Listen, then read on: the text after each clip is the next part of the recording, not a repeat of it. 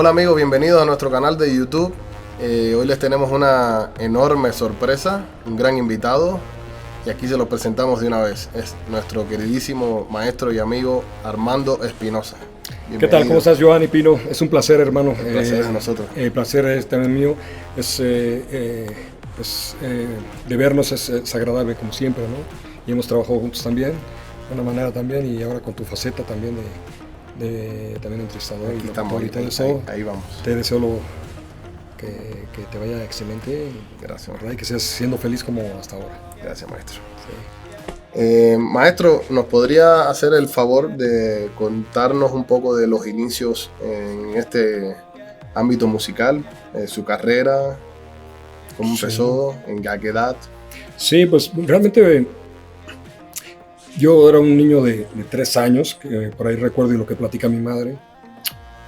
Yo empecé a traer pues el rollo de la percusión, viendo a mi papá en la tele y eso, y que llegaba y tocaba, ensayaba y eso, muy pequeñito a los 3 años. Y de alguna manera pues era tan exagerado porque no hubo el momento de decirme, papá, haz esto, ¿no? Sino que ya lo traía.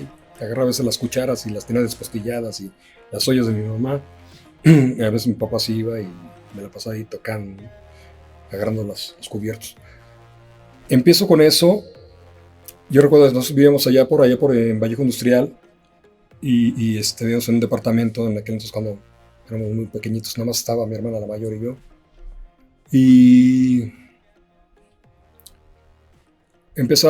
pasa la vida, empezó a tener más edad.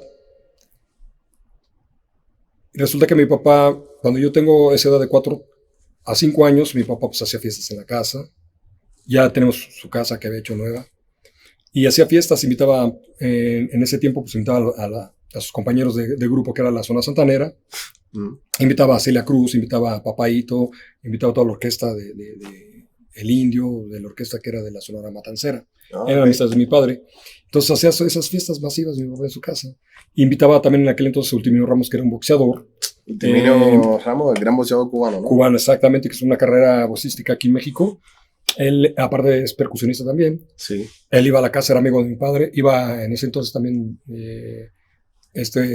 Rubén Olivares, ¿no? Pues, leyendas del box. Los invitaba y entonces hacía eso. En aquel entonces mi papá eso lo hacía por ahí de 69, 70, si no me equivoco, por ahí los 70, el año 1. Y hacía esas fiestas. Entonces, de repente mi papá pues me subía a tocar, ¿no? Me subía a tocar ahí con una sillita y me ponía a tocar las congas y todo. ¿Qué edad tenías ahí? Pues yo tendría como 4 años, por ahí 4 años. 4 años ya. Sí, 4 años. Me subían en las cajas de refrescos y tocaba. Entonces, mi mamá me platica eso, que decía, oye, este chiquitico y Armandico, y es igual que tú, y estás en el bigotico, y ¿no? Porque pues, mi papá era muy velludo y ya marcaba yo ahí por ahí la manifestación de hormigas, ¿no? Entonces, pues mi papá hacía eso y yo crecí con eso. Esas fiestas que hacía mi papá. Invitaba también a veces a don Vicente Fernández, que era su amigo de muchos años, de la Santanera, de Andrés Terrones, Silvestre. Y de lo que me platica, pues bueno, vengo también de una familia. Su padre de mi papá, pues era Alfonso Espinosa Rubirosa, mi abuelo, del cual, pues cuando yo tengo 5 años, mi papá, pues pasó una tragedia, que todos saben, el primer santanero que falleció y bueno, pues falleció, lo mataron en mi casa y fue una parte muy difícil de la vida. Como todos tenemos cosas buenas, bonitas y cosas en la vida duras, difíciles. Una etapa dura, ¿no? Para la familia. Sí, correcto. Entonces, pues en aquel entonces, pues nos queda muy marcado esa parte porque yo tenía 5 años y recuerdo todo eso. No voy a comentar esa parte porque, no detalles, pero fallece mi padre y luego de ahí, pues empieza a cambiar todas las cosas. Nos apartan de mi mamá y me voy con el viejo, con Rubirosa, ¿no? El abuelo. Nos vamos a su casa, nos quedamos con los abuelos paternos, con mi abuela Rosita, lo cual, pues quiero comentar que el abuelo Rubirosa, para que lo ubiquen, él hicieron una agrupación que se llama Los Diablos del Trópico. Okay. Eso es en los años 40. Wow. El abuelo era el conguero de esa agrupación y el tío Galo Almazán tocaba el bongo en esa orquesta. Y de lo cual también hay en ese entonces mi tío Galo y el otro tío que tenía otro que era conguero, que el tío Faustino, que le decían el Diablo, tocaban con Tony Camargo. Tony Camargo era cubano, de Cuba se vino a México, hizo su orquesta en una etapa en México, tuvo un tiempo en México también, y en esa etapa le tocó estar ahí a los tíos y a mi abuelo también. Ya fallecido. Ya todos ellos, los cuatro, ¿no? Okay. Y esto, pues bueno, me lo platica también, entonces los hermanos de mi papá, también siendo yo un niño y todo esto. Cuando fallece mi padre, pues mi papá fue fundador de la zona santanera. La zona santanera se hizo en 1955. Okay. Para ser exactos, fue cuando grabaron La Boa. Y Armando, platícanos por qué le pusieron el nombre de Santanera a la zona. Bien, en aquel entonces la zona santanera se llamaba Tropical Santanera, lo cual tengo entendido que el papá de Ana Martín, la actriz, su papá que era Palillo Martínez, que era un actor cómico y también era político, también sabía un poco de la política y todo, estaba el señor pues preparado y todo. En aquel entonces ellos eran amigos también de la Santanera y se le llamaban caravanas en aquel entonces, donde estaba también el señor Vicente y muchas gentes. Vicente Fernández. Vicente Fernández, sí. Y muchas otras gentes también de ese ámbito en aquella época. De ahí, bueno, mi abuelo Rubirosa fue representante de zona santanera cuando era Tropical Santanera. Fue de uno de los primeros también managers de ellos. Mi abuelo fue manager después de tocar conga. Fue manager de la Sonora México, de la Sonora Casino y también de la Sonora Santanera, pero cuando era Tropical Santanera, se llamaban así, lo cual el papá de Ana Martín, el Palillo Martínez, le puso Sonora, okay.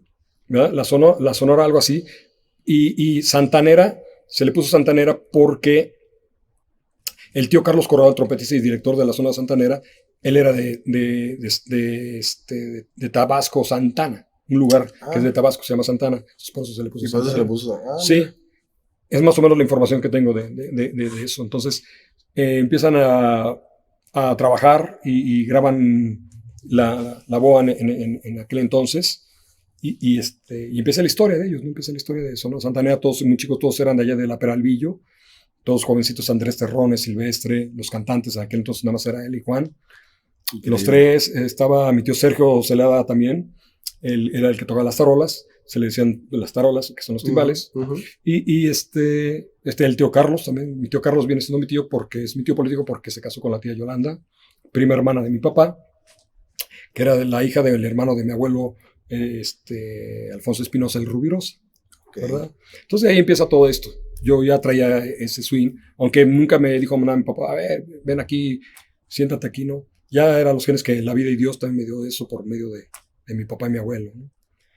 Lo cual pues me quedo con el abuelo y yo tendría por ahí pues, los 6, 7 años y empiezo yo a tocar, ¿no?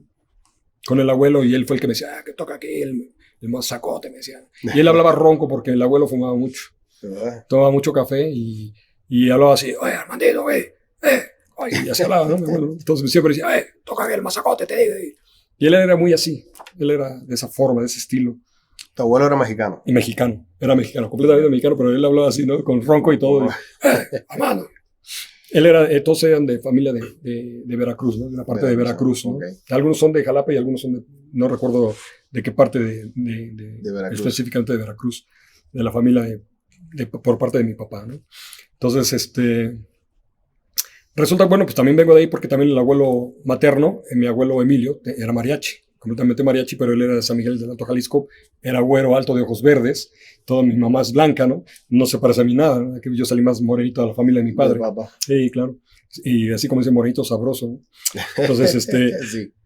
Entonces, de ahí venía todo esto, ¿no? Yo creo que vengo de los genes también maternos, del abuelo, y no me acuerdo cómo se llama el mariachi del abuelo Emilio, pero era un gran hombre, grande, hermoso, un corazón hermosísimo también. Cuando fallece mi padre, pues también él nos cuidó, nos guió muchísimo, nos cuidó con mi madre, una etapa difícil.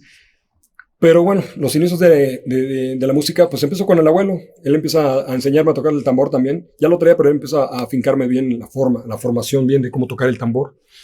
Y de repente pues me decía esto y me regañaba y me traía al tiro y eso, y lo cual pues estoy muy agradecido, ¿no? Con el abuelo Rubirosa, ¿no? Alfonso.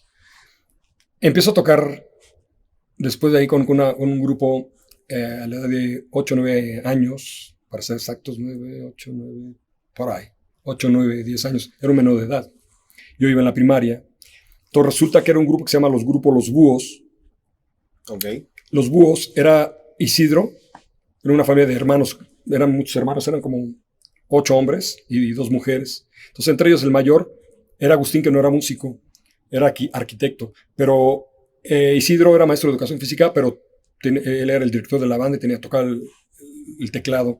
Después de eso, Abel era el bajista, el hermano. Eso fue en la Ciudad de México. En la Ciudad de México, sí. Esto fue por ahí en el 76, 77, para ser exactos. Okay. Y yo era un niño y recuerdo que